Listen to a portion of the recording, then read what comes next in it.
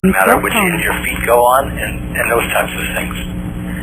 All right, well, let's start with the first thing. Now, not everybody is necessarily going to be interested in a lot of technical detail, so I'll give you the technical detail that everybody else on the line may be interested in. And what we could do is, if it's not enough for you, then we'll do a one-on-one. Basically, the QRS, compared to other kinds of fields, has 3 fixed frequencies in it. One is really sort of passive and less than active. The signal is a double sawtooth wave that has a frequency of 250 cycles per second. That frequency has been found to create regeneration or healing in the body of damaged tissue. That single sawtooth is actually packaged in packets of 3. So what happens is, between each sawtooth, you have 23 cycles per second. And then the packets of 3 are separated, and you end up having 3 cycles per second separation. So in a sense, the QRS then has basically 3 sets of frequencies: 250, 23, and 3. The 23 is used primarily to sort of balance out or harmonically adjust for most of the frequencies that deal with electrosmog, let's say the AC current in our environment, in our background. So most of the frequencies that we're experiencing in our backgrounds tend to be harmonically associated with 50 cycles, which is our power line. 3 cycles per second is basically stable or steady simply because of the way the packets are distributed. You have to also know that every 2 minutes, the frequencies, the pulse, changes polarity.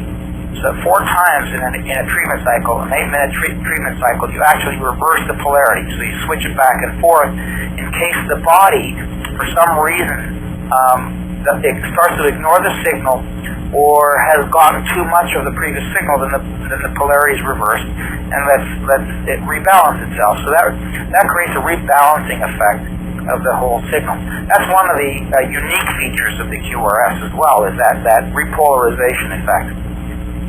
Quantron Resonance Systems.com. The 3 cycles on the panel from 1 to 10, all you're changing, those 3 frequencies I mentioned are fixed. They do not vary. There's nothing you can do to vary those frequencies. They're always there. You can change the strength of the signal. So at 10 is the highest signal. Over the coil itself is where the signal is the strongest. The coil on the new mattresses is at the edge of the mattress.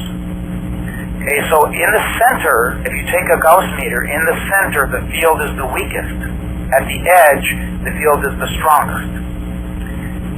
Potentially, right over the coil, right at the surface of the mattress, right over the coil, the maximum field would be a half Gauss, which is the level of the Earth's magnetic field. This system was designed to meet the World Health Organization standards for pulse magnetic fields. So the QRS is under the World Health Organization limits for safety defined by the World Health Organization. Now, the body has an interesting perceptual way of looking at the QRS. When you lower the amplitude, if you lower the field strength, i.e. if you set it down to a level 1 versus a level 10, the body tends to see the 3 cycles. It perceives the 3 cycles stronger than it will perceive the 250 cycles. So what happens is the body perceives the 250 less and it sees the 3 more. That's why we use the 1, 2, 3 settings at the low end for relaxation. The brain functions at frequencies across the range from about a half a cycle per second up to about 32 cycles per second.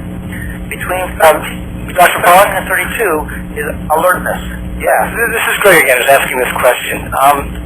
Everything you've given me so far is absolutely what I'm looking for. I'm not quite following your discussion about the difference between the high and low settings. Could you go over just a little bit more slowly, if you don't mind? Well, the high and low settings, all they are is they change the amplitude. They change the strength of the field. No, I mean in terms of how they work on the body. The higher the strength of the field, the deeper it penetrates into the body, the quicker, the more rapid the actions are. The lower strength, and this is not something that you will read in any engineering journal. You just have to take my word on it. That's why I'm asking you to repeat it. The scientists and the people in Germany have discovered that psychologically, somehow physically, the body perceives the very low settings on the panel differently. It tends to see the 3 cycles preferentially. They seem to act more preferentially on the body. When you lower the field strength, it sees that bigger amplitude, if you will, of the 3 cycles than it does at the 10. So at 10, because you're changing if you see the waveform, what happens is the waveform is much higher at 10 than it is at 1. At 1, it's 1/10 of what it is at 10. Okay, if you don't mind, let me just feed it back to you as I think that I understand it. So the body's perception of these frequencies isn't linear over the entire amplitude of the settings. I think that's a fair way of stating it. Thank you. Perception. And that's the key word. The operating word is perception. All right? And again, we can have a discussion more one-on-one if you need to try to... And I may not be able to give you all the technical information that you might want, given your depth of understanding, but I can help you with what I do know. This is my first time on the call, and I just want to say I appreciated that technical discussion, and I would be more than happy to listen to more technical aspects of this as well. We all want to understand how they work, and I think that's the way people are these days. We want to know how it works and why it works and what it does. So I appreciate that question. The only other thing I would add with that business of the technical is, and let's just deal with this. This may come up as a question. I tend to use the higher settings, 8 and up, for localized musculoskeletal problems, skin, muscle injuries, bone injuries, joint injuries.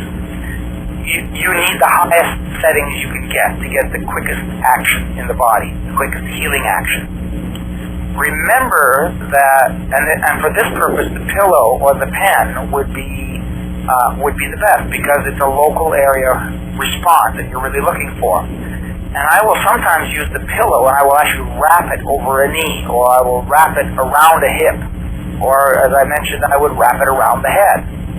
I had a question from somebody the other day who had some peripheral neuropathy. The other thing that you should know too is that where the coil is, again, it's going to be the strongest. So when I lay on the pad, I usually lay my arms at my sides. If you want to energize water on the mat, then I would put it on the side beside you, right over the coil area, to get the maximum stimulation of the water.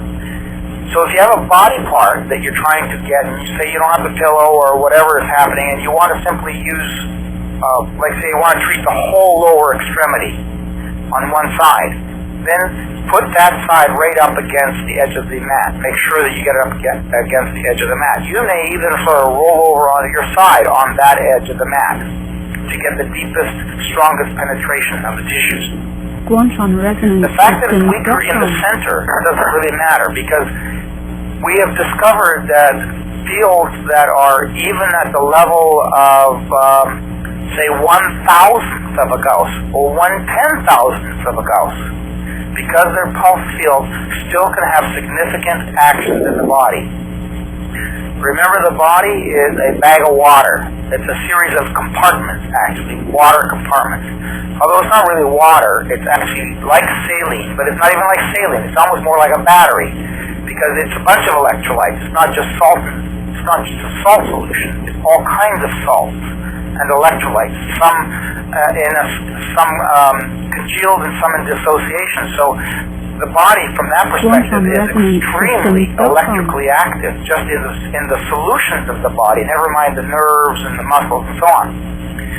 So this is why you can use very, very tiny fields, and many people talk about the body as being a liquid crystal matrix. And a liquid crystal, any crystal, just like the hard crystals that we sometimes use, and some people use for healing,